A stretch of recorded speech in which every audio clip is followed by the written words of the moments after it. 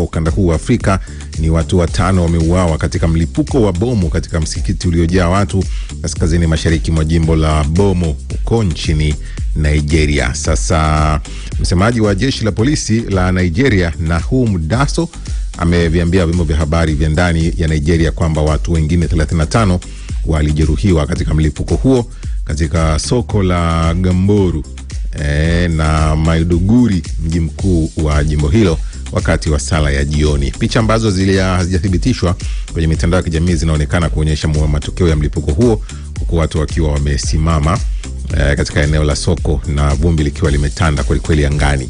Hakuna kundi lililokiri kutekeleza shambulio hilo, lakini awali wanamgambo walilenga misikiti na maeneo yenye watu wengi katika eneo hilo kwa mashambulizi ya kujitoa mhanga na vifaa vya kulipuka vilivyotengenezwa kwa njia za kienyeji.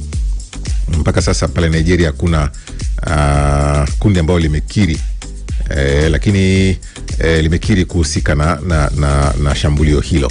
Hiyo ni kutokea kule nchini Nigeria.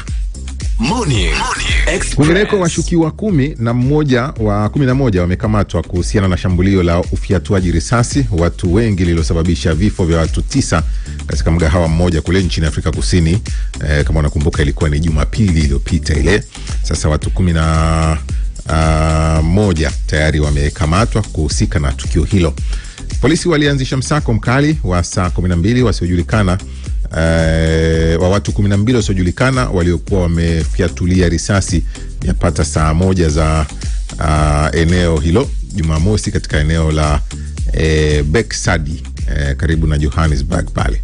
Sasa siku ya Jumatano, naibu kamishna wa polisi wa mkoa Meja Jenerali Freddy Kekana alisema washukiwa 9 waliokamatwa ni raia wa Lesotho, huku mmoja akitoka Msumbiji. Sasa mshukiwa mwingine aliaminika kuwa mfanyakazi wa mgodini kutoka Afrika Kusini pia naye amekamatwa. Mauaji nchini Afrika Kusini, ambayo ni ya viwango vya juu zaidi duniani, mara nyingi husababishwa na mabishano, wizi, vurugu pamoja na magenge ya uhalifu ambayo yanatajwa kuongezeka pale nchini Afrika Kusini. Ingawa shambulio hilo linaonekana bila kuchochewa wakati huo, uchunguzi wa awali unaonyesha ufiatuaji huo ulitokana na vita vya uchimbaji madini kwa njia haramu.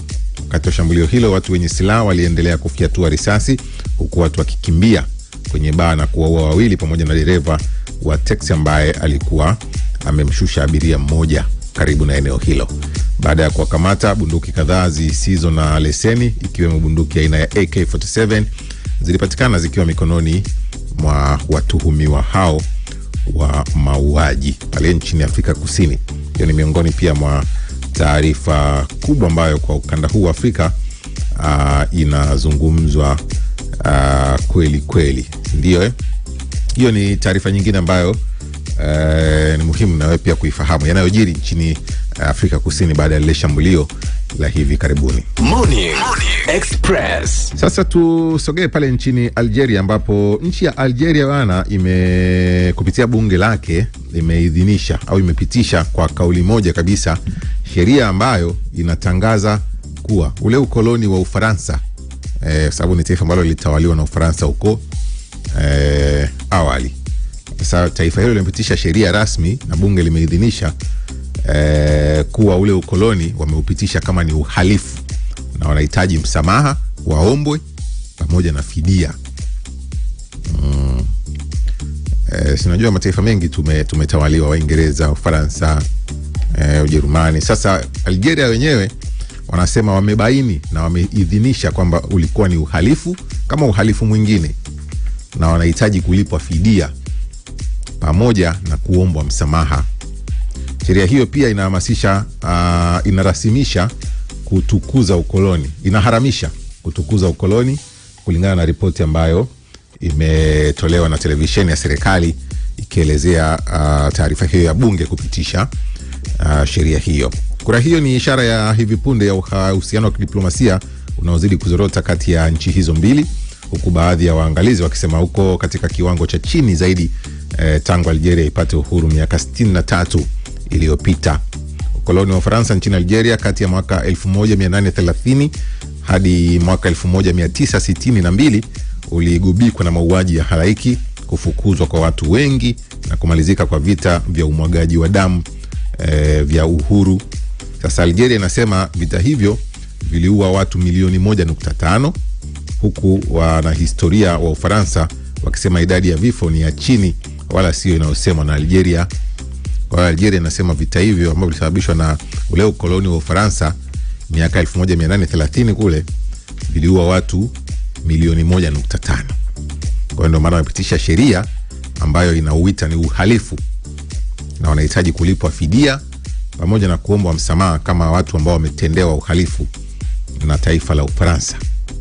Kutoka 1830 hadi 1962, sasa 2025 inabidi Ufaransa waiombe msamaha Algeria kwa kuwafanyia uhalifu kwa mujibu wa sheria mpya pale Algeria.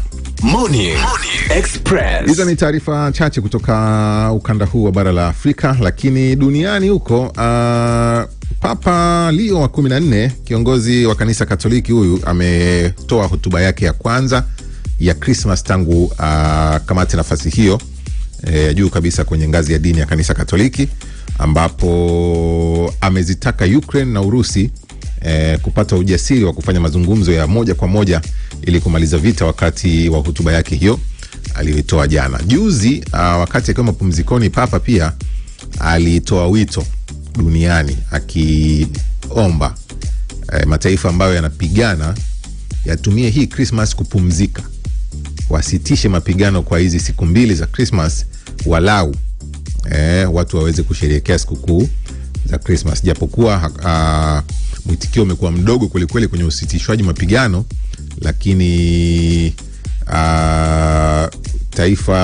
jana wakati anatoa hotuba yake akazitaka Ukraine na Urusi kuwa na ujasiri, kujitahidi kukaa chini moja kwa moja mataifa hayo mawili. Unajua wakati huu vikao vinaendelea vinahusisha sana wasuluhishi. Utasikia Marekani amekaa na Urusi, Marekani amekaa na Ukraine, viongozi wa Ulaya wamekaa na Ukraine, labda viongozi yao au labda mawaziri kadhaa wa mambo ya nje wa hizi nchi wamekutana na nini. Sasa Papa yeye anasema, anatoa wito kwa viongozi wa haya mataifa mawili kukutana mezani moja kwa moja, wajadili na wamalize hapo mzozo huu ambao unaendelea. Ametoa wito huu wa kukomeshwa kwa mizozo kote duniani jana wakati wa hotuba yake ambayo kwa kawaida hutolewa na Papa siku ya Christmas kwa waumini waliokusanyika katika jiji la Vatican.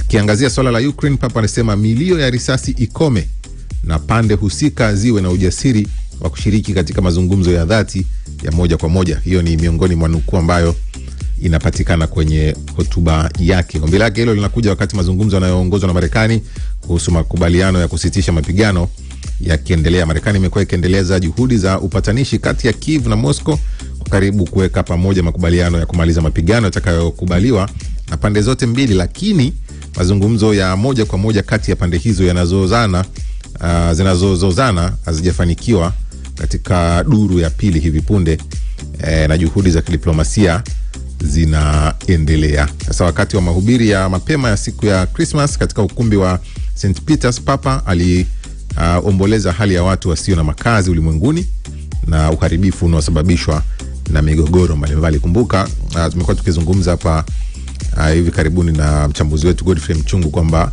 hiki ndio kipindi ambacho dunia ina mizozo mingi kweli. Inawezekana ndio kipindi ambacho dunia inashuhudia mizozo mingi. Yaani ukikao kihesabu mizozo inayoendelea duniani au mapigano yanayoendelea duniani ni mengi kweli. Mashariki ya Kati, huko Afrika, Sudani kule kukaliki, pale Ukraine na Urusi ni mwaka kadhaa sasa hizi wanakwenda, jitihada za kupatanisha zinaendelea, lakini bado. Kwa hiyo Papa ametumia sikukuu yake ya Christmas kwenye kukemea, kuomboleza na kuwasihi viongozi wa mataifa haya yenye migogoro wakutane wamalize, kwa sababu anadai kwamba yanawaangamiza watu ambao kimsingi kabisa wengine hawahusiki, hawana hatia, hawahusiki na masuala hayo, lakini wanapata madhara ya moja kwa moja. Hiyo ni taarifa kutoka kwa kwenye hotuba ya Christmas ya kiongozi wa kanisa Katoliki duniani Papa Leo wa 14. Unao maoni yoyote, tuandikie kupitia 068380 2966. Baadaye hapo tuko na nafasi nzuri kabisa ya kufahamu yaliyoandikwa kwenye magazeti, kwenye mitandao kupitia wino mzito na yaliyozungumzwa sana. Zipo hotuba mbalimbali ambazo zimetolewa na viongozi wa dini, viongozi wa serikali jana kwenye ibada mbalimbali za Christmas.